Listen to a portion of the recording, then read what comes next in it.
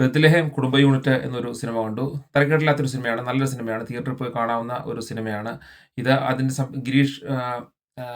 ഗിരീഷ് എന്നാണ് അദ്ദേഹത്തിൻ്റെ സംവിധായകൻ്റെ പേര്. ഇദ്ദേഹം ചെയ്ത പ്രേമലു, അതുപോലെ തണ്ണീർമത്തൻ ദിനങ്ങൾ തുടങ്ങിയ സിനിമകളുടെ അതേ ഫ്ലേവറിൽ തന്നെയുള്ള ഒരു സിനിമയാണ് ഈ ബത്ലഹേം കുടുംബ യൂണിറ്റും. ഇതിലെ നായിക മമിത ബൈജുവും നായകൻ നിവിൻ പോളിയുമാണ്.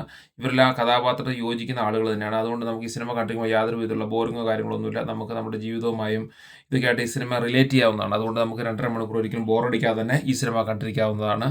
കോമഡി രംഗങ്ങളൊക്കെ വളരെ ആപ്റ്റാണ്. അതെല്ലാം നന്നായി തന്നെ അവർ പെർഫോം ചെയ്തിട്ടുണ്ട്. കുട്ടികൾക്കും കുടുംബങ്ങൾക്കും എല്ലാം ഇഷ്ടപ്പെടുന്ന ഒരു സിനിമ തന്നെയാണ് ഈ സിനിമ. പിന്നെ ഇതിൽ അല്പം ബോറായിട്ട് തോന്നുന്ന ഇച്ചിരി ഓവറായിട്ട് കള്ളുകൂടി കാണിക്കുന്നുണ്ട്. അതായത് ഇവരുടെ ഈ സിനിമകളിലെല്ലാം ഈ ഭാവന സ്റ്റുഡിയോസിൻ്റെ സിനിമകളിലെല്ലാം കള്ളുകൂടി സീൻ കാണിക്കുന്നുണ്ട്. കാരണം അത് പ്രൊമോട്ട് ചെയ്യുന്നതുകൊണ്ട് ചിലപ്പോൾ അവർക്ക് എന്തെങ്കിലും പൈസയോ കാര്യങ്ങളോ എല്ലാം കിട്ടുമായിരിക്കും. അതുകൊണ്ട് കള്ളു കുടിക്കുന്ന കുറേ സീനുകളുണ്ട്. അത് മാത്രമേ ഇച്ചിരി ബോറിംഗ് ആയിട്ട് തോന്നിയിട്ടുള്ളൂ. യുവാക്കളെ ബാഡായിട്ട് ബാധിക്കുന്ന ഒരു കാര്യം അത് മാത്രമായിട്ട് തോന്നിയിട്ടുള്ളൂ. ബാക്കി എല്ലാ കാര്യങ്ങളും നല്ലതാണ്. നമുക്ക് ഒരു വൺ ടൈം വാച്ചബിൾ മൂവി എന്നുള്ള രീതിയിൽ കാണാം. അമിതമായ പ്രൊമോഷനുകളോ വലിയ തള്ളലുകളോ ഒന്നുമില്ല വന്നൊരു സിനിമയാണ്. അതുകൊണ്ട് ഈ സിനിമ വിജയിക്കുമെന്നൊരു ഉറപ്പുണ്ടായിരുന്നു. അതുകൊണ്ട് ഇന്നലെ തിയേറ്ററിൽ പോയി കണ്ട് വളരെ നല്ലൊരു സിനിമയാണ്. ജസ്റ്റ് ഒന്ന് കണ്ടിരിക്കാം. കണ്ടിരിക്കാവുന്നൊരു സിനിമയാണ്. മറ്റു സിനിമകൾ പോലെ ഒരുപാട് തള്ളിമറിച്ച് വന്ന് ആൾക്കാരെ പറ്റിക്കുന്ന പരിപാടിയൊന്നും ഈ സിനിമയ്ക്ക് അതില്ല. ജസ്റ്റ് ഓണത്തിനൊക്കെ ഒരു ആഘോഷമായിട്ട് മൂട്ടിൽ പോയിരുന്ന് കാണാവുന്നൊരു സിനിമയാണിത്. അതുകൊണ്ട് എല്ലാവരും തിയേറ്ററിൽ തന്നെ പോയിരുന്ന് കാണണം ഈ സിനിമ.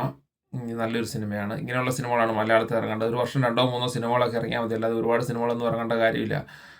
ഈ അമിതമായ വയലൻസും തള്ളലുകളും ഉള്ള സിനിമകളിലേക്കാളും എത്രയോ നല്ലതാണ് ഇങ്ങനെയുള്ള സിനിമകൾ ഇറങ്ങുന്നത്.